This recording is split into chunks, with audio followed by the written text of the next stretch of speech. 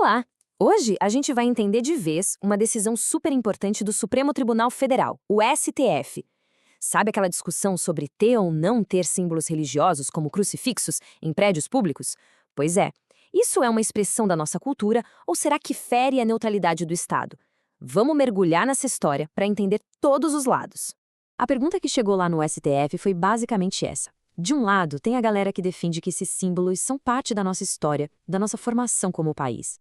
Do outro, quem argumenta que o Estado não pode, de jeito nenhum, ter uma religião preferida. É um debate bem complexo, né? Envolve direito, história, identidade, tudo junto. Mas afinal, como é que essa história foi parar na mais alta corte do Brasil? Bom, não começou como uma discussão teórica, não. Tudo começou com uma ação na justiça, bem específica, falando sobre objetos reais em lugares onde todo mundo é atendido. Dá uma olhada nessa linha do tempo aqui. O pontapé inicial foi uma ação civil pública do Ministério Público Federal lá de São Paulo pedindo para tirar esses símbolos. Mas, antes disso, lá em 2007, o Conselho Nacional de Justiça já tinha dito que os símbolos eram parte da tradição. O jogo virou mesmo em 2020, quando o STF falou: opa, esse assunto é importante demais, tem repercussão geral. E aí, em 2024, finalmente saiu a decisão final. Ok, para a gente conseguir entender os argumentos de cada lado, a gente precisa dar um passo para trás e entender o conceito principal por trás de tudo isso. Afinal, o que quer dizer na prática que o Brasil é um Estado laico? Um Estado laico, que é o caso do Brasil, é um Estado que se mantém neutro. O que isso significa? Que o governo não pode ter uma religião oficial, não pode dar mais moral ou dinheiro para uma crença em vez de outra e, o mais importante, tem que garantir que todo mundo tenha a liberdade de ter a sua fé ou de não ter nenhuma.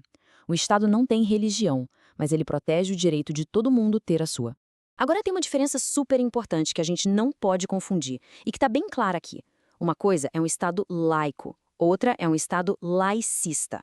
O Estado laico é neutro, respeita e convive com a religião.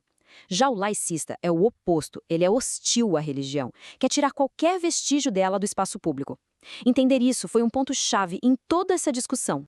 Beleza, com isso na cabeça, vamos dar uma olhada no primeiro lado dessa briga. O que levou o Ministério Público Federal a entrar na justiça pedindo para tirar os símbolos? O argumento deles foi todo construído com base na nossa Constituição. Basicamente, o MPF disse o seguinte. Primeiro, manter um símbolo religioso viola o artigo 19 da Constituição, que proíbe o Estado de ter alianças com religiões. Segundo, isso fere o princípio da impessoalidade, porque é como se o Estado estivesse levantando a bandeira de uma fé específica. Eles também falaram numa coerção simbólica, ou seja, uma pessoa de ultrafé ou que não tem fé poderia se sentir intimidada ou até excluída ali. E para fechar, eles disseram que simplesmente não tem nenhuma lei que autoriza colocar esses símbolos lá. Do outro lado do ringue, a União Federal apresentou uma defesa bem forte para manter tudo como está. A argumentação deles foi por um caminho diferente, mais focado na nossa história e na nossa cultura. A defesa disse que símbolos como o crucifixo já deixaram de ser só religiosos e viraram parte do nosso patrimônio cultural e histórico. Eles lembraram que a influência cristã está em todo lugar, nos feriados, nos nomes de cidades como São Paulo ou Salvador, é parte da nossa história. Outro ponto importante foi que ter um objeto parado na parede não é proselitismo, quer dizer, não é uma tentativa de converter ninguém e que não existia nenhuma prova de que alguém foi prejudicado ou discriminado por causa disso. Bom, com esses dois argumentos bem fortes na mesa, a responsabilidade de bater o martelo ficou com o Supremo Tribunal Federal. E a decisão deles não ia resolver só esse caso, ia criar uma regra para o país inteiro. Então chegamos àquela pergunta que não quer calar. De um lado, a defesa da neutralidade total do Estado. Do outro, a defesa da tradição e do patrimônio cultural. Para que lado será que a balança do STF pesou mais? E a resposta veio com uma força impressionante. A decisão foi unânime. É isso mesmo, todos os ministros concordaram, o que deu um peso ainda maior para o que foi decidido. E essa aqui foi a regra que eles definiram, nas palavras do relator, o ministro Cristiano Zanin. Basicamente, os símbolos podem ficar sim, mas com uma condição muito clara, que o objetivo seja mostrar uma tradição cultural do Brasil. A chave de tudo está nessa condição. E aqui está a grande sacada para entender o que o STF pensou. Eles não disseram que o Estado pode apoiar uma religião.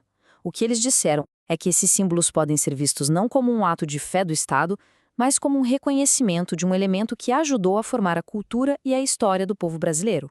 Agora, essa decisão tem um impacto muito maior do que só aquele caso de São Paulo. Isso porque o STF julgou o tema como tendo repercussão geral. Vamos entender o que é isso e por que torna essa decisão tão poderosa. Pensa assim, repercussão geral, que nesse caso é o tema 1086, é uma ferramenta que o STF usa quando o assunto interessa para todo mundo. Quando um caso ganha esse status, a decisão não vale só para quem está no processo. Ela vira uma regra obrigatória que todos os outros juízes e tribunais do Brasil têm que seguir em casos parecidos. Na prática, o que acontece é isso aqui. O STF pega um recurso para julgar, como fez agora, aí ele fixa uma tese, que é como se fosse a regra do julgo. A partir daí, essa regra vira o guia oficial para todos os processos parecidos no país inteiro.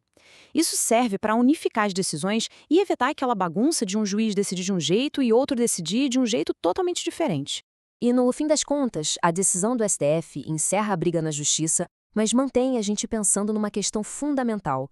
A regra que eles criaram nos deixa com essa pergunta no ar: onde exatamente fica a linha que separa o que é celebração da cultura e o que é apoio a uma religião? Encontrar esse equilíbrio é o grande desafio para a gente continuar convivendo bem numa sociedade tão diversa como a nossa.